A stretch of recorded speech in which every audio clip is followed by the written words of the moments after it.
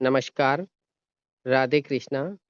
शाला दर्पण staff window के माध्यम से टीएसपी क्षेत्र में कार्यरत कार्मिक नॉन टीएसपी क्षेत्र के लिए तथा नॉन टीएसपी क्षेत्र में कार्यरत कार्मिक जो टीएसपी क्षेत्र के हैं, वो टीएसपी क्षेत्र के लिए अपना विकल्प पत्र शाला दर्पण स्टाफ विंडो के माध्यम से किस प्रकार से भरे, उसकी संपूर्ण प्रोसेस हम आपको इस वीडियो के माध्यम से शेयर करने वाले हैं।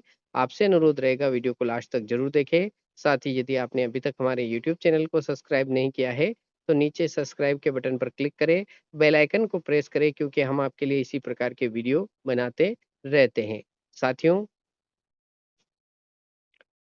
कार्यालय निदेशक माध्यमिक शिक्षा राजस्थान बीकानेर की ओर से संयुक्त निदेशक स्कूल शिक्षा उदयपुर संभाग उदयपुर को एक महत्वपूर्ण पत्र जो है वो जारी किया गया है। साथियों, जिसमें अनुसूचित क्षेत्र में कार्यरत गैर अनुसूचित क्षेत्र के मूल निवासी कार्मिक तथा गैर अनुसूचित क्षेत्र में कार्यरत अनुसूचित क्षेत्र के मूल निवासियों के संबंध में जो महत्वपूर्ण सूचना है वो जारी की गई है, जिसमें यहाँ पर वर्ष 2018 तक की ऐसी भर्तियों से चयनित कार्मिक जिनका चयन नॉन टीएसपी क्षेत्र में हुआ था, परंतु उक्त अधिसूचनाओं से टीएसपी क्षेत्र में आ गए, उनसे टीएसपी क्षेत्र से बाहर जाने अथवा नहीं जाने का विकल्प अंतिम बार ले लिया जाए।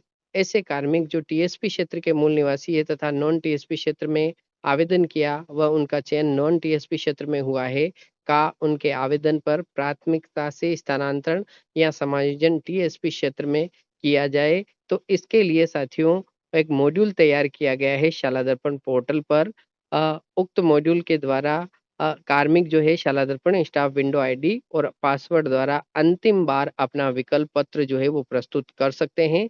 इसके लिए साथियों जो विवरण है एक इस प्रकार से है। शाला दर्पण स्टाफ विंडो के माध्यम से कार्मिक जो है वो ऑनलाइन विकल्प पत्र दिनांक 8/9/2025 से 14/9/2025 के मध्य जो है वो प्रस्तुत कर सकेंगे। संस्था प्रदान जो है वो शाला दर्पण मॉड्यूल पर प्राप्त विकल्प पत्र का अनुमोदन कर नियुक्ति अधिकारी को दिनांक 17/9/25 तक जो है वो अग्रेसित कर सकेंगे। नियुक्ति अधिकारी द्वारा अनुमोदन कर नोडल अधिकारी संयुक्त निदेशक उदयपुर को अग्रेसित किया जाना है, जिसकी अंतिम तिथि निर्धारित की गई है 24/9/2025 तक। साथियों, अब हम शाला दर्पण स्टाफ विंडो के माध्यम से उक्त विकल्प पत्र को किस प्रकार से ऑनलाइन करें, उसके लिए साथियों आपको शाला दर्पण स्टाफ विंडो को लॉगिन करना होगा। सबसे पहले आप शाला दर्पण स्टाफ लॉगिन को लॉगिन करेंगे। लॉगिन करने के बाद साथियों आप देख सकते हैं कि लेफ्ट हैंड साइड में आपको शाला दर्पण स्टाफ विंडो संबंधी सारे ऑप्शन दिखाई दे रहे हैं। यहाँ पर साथियों जो अप्लाई का ऑप्शन आपको दिया गया है, अप्लाई के ऑप्शन पर आपको क्लिक करना है। अप्लाई के ऑप्शन पर जब आप क्लिक करेंगे तो आपको नीचे यहाँ पर साथियों TSP to non TSP apply का ऑप्शन मिलेगा, उस पर आपको क्लिक करना होगा। ठीक इस प्रकार की जानकारी आपके सामने खुलकर शो होगी। अनुसूचित क्षेत्र से गैर अनुसूचित क्षेत्र अथवा गैर अनुसूचित क्षेत्र से अनुसूचित अनुसूचित क्षेत्र के लिए आवेदन विवरण दिया हुआ है। साथियों, यहाँ पर नोट दिया गया है, विवरण में त्रुटि होने पर संस्था प्रधान से संपर्क कर प्रपत्र 10 में बदलाव करें। कृपया ध्यानपूर्वक अपना आवेदन का प्रकार भरें। एक कार्मिक एक ही प्रकार के आवेदन को भर सकता है। एक बार लॉक होने के पश्चात कोई बदलाव संभव नहीं होगा। साथियों, यहाँ पर नीचे आपको देख सकते हैं कि आपको आवेदन का प्रकार दे रखा है। आप अनुसूचित क्षेत्र से गैर अनुसूचित क्षेत्र में जाना चाहते हैं, यानी आप टीएसपी से नॉन टीएसपी क्षेत्र में जाना चाहते हैं, तो साथियों वो ही साथी नॉन टीएसपी क्षेत्र में जा सकते हैं जो नॉन टीएसपी क्षेत्र के निवासी हैं और टीएसपी में कार्यरत है, वो इस ऑप्शन का चयन करेंगे। साथ ही वे कार्मिक जो टीएसपी क्षेत्र के हैं तथा नॉन टीएसपी क्षेत्र में लगे हुए हैं, वो इस दूसरे ऑप्शन का चयन करेंगे। यहाँ पर साथियों आपको नीचे की ओर स्क्रॉल करना है। आपसे साथियों अगली जानकारी ठीक इस प्रकार से पॉइंट नंबर 6 में पूछी जाएगी। कार्मिक द्वारा प्रथम नियुक्ति के समय किस क्षेत्र के लिए आवेदन किया गया था? तो यहाँ सेलेक्ट के ऑप्शन में साथियों आपको टीएसपी के लिए आवेदन किया गया था या नॉन टीएसपी के लिए आवेदन किया गया था। जो ऑप्शन आप पर लागू हो उसका आपको यहाँ पर चयन करना है।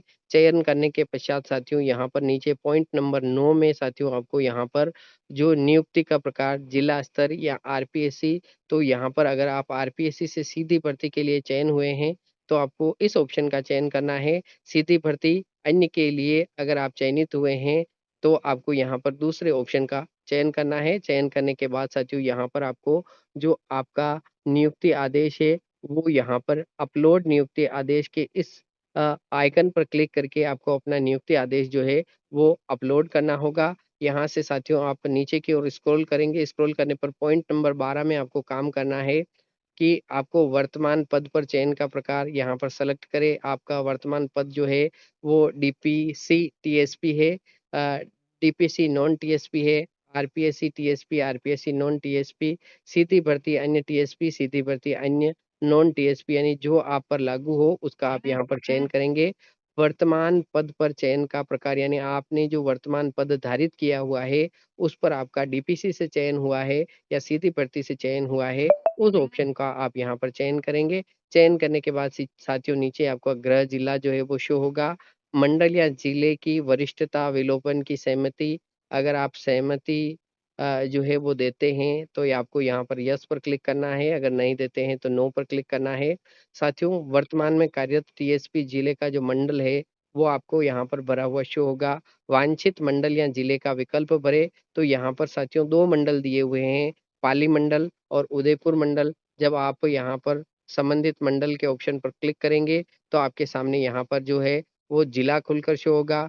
जिला खुलकर शो होने के बाद आपकी जो प्रायोरिटी 1 है, प्राथमिकता प्रथम जो है वो यहाँ पर शो हो जाएगी। उसी प्रकार से आप द्वितीय जिला जब सेलेक्ट करेंगे यहाँ पर, तो आपके सामने द्वितीय, इस प्रकार से आप 30 जो प्रायोरिटी है, प्राथमिकता है, वो आप एक-एक करके अलग-अलग यहाँ पर सेलेक्ट कर सकते हैं। सेलेक्ट करने के बाद सब आप साथियों जब आप यहाँ पर नीचे की ओर आएँगे, तो यहाँ पर प्रमाण पत्र दिया गया है और ये प्रमाण पत्र जो है साथियों, आप जब इसका प्रिंट प्राप्त करेंगे, प्रिंट प्राप्त करने पर आपके सामने जो प्रमाण पत्र है, वो आवेदन के नीचे शो होगा, उसको आपको यहाँ पर भरना होगा। नीचे कार्यालय अध्यक्ष का जो प्रमाण पत्र है, वो दिया गया है।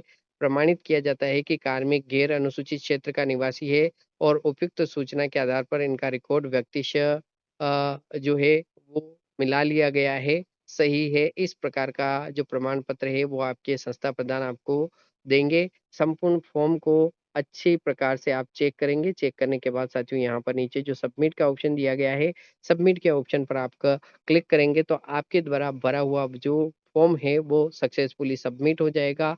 साथियों यहाँ पर ध्यान रखें, आपके द्वारा जो फ़ॉर्म भरा जा रहा है उसमें किसी भी प्रकार का संशोधन संभव नहीं हो सकेगा। अतः आप अत्यंत सावधानीपूर्वक अपने फॉर्म को भरें। इससे संबंधित आपकी कोई भी क्वेरी हो तो हमें कमेंट बॉक्स में ज़रूर कमेंट करें, हमें आपकी मदद करके खुशी होगी। मिलते हैं फिर एक नए वीडियो के साथ, तब तक के लिए जय हिंद, जय भारत, वंदे मातरम।